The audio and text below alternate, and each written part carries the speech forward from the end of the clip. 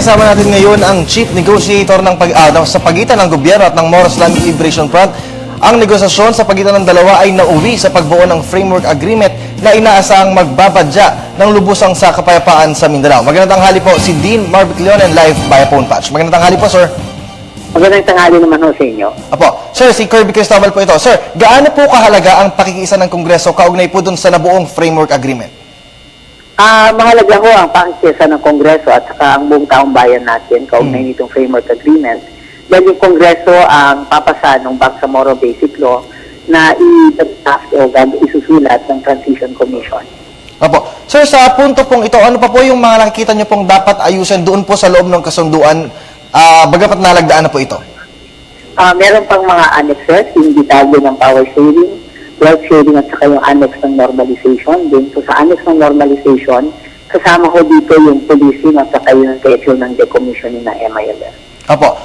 Dean Marvic, alam niyo naman po na ngayon po ay naglabas ng arrest warrant laban po kay Chairman Nur Miswari po ng MNLF. Dahil po dun sa pagkontra niya sa kasunduan, ano po yung inyong saloobin tungkol po dito sa issue na ito? Hindi ako sigurado kung nag-issue nga ng arrest warrant dahil sa kanyang pagkontra sa kasunduan. Alam mo natin na we live in a country where freedom of expression is guaranteed. At we are not aware that there is any warrant of arrest. Siguro kailangan nung i-substantiate ni Chairman Nur na meron nga talagang warrant of arrest laban sa kanila. Ang palisiyaw ng pamahalaan natin ay hayaan makapagsalita lahat po ng sumasalungatin sa framework agreement at ang instructions po sa amin ni Presidente ay sagutin ang mga ito.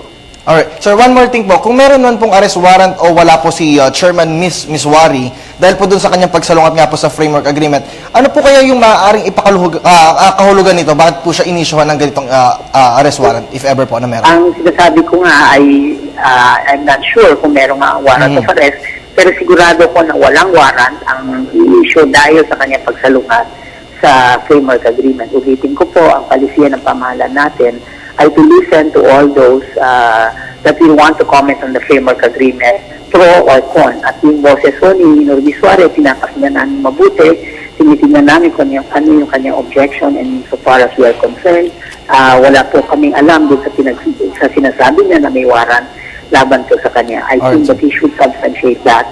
So if he knows that there is a warrant, siguro sabihin niya which court at saka ano yung crime na supposedly kinumit niya.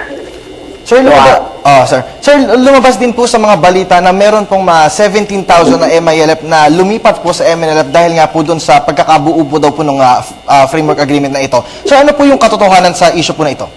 So ito narinig namin sa salita ni Nur Miswari, pero siguro kailangan tanungin niyo yung MILF dahil pagkaalam namin ang kanilang estimate, ang kanilang fighters is only 11,000.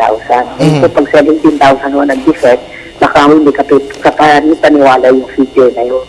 So, ang pakiusap ko lang po sa media ay maybe to check yung validity ng ilang statements na ginagawa ng isang tao. Alright, well said po. Maraming salamat po. Dean Marvic Leonen, ang chairman po ng GRP Peace Panel. Maraming salamat din po sa inyo.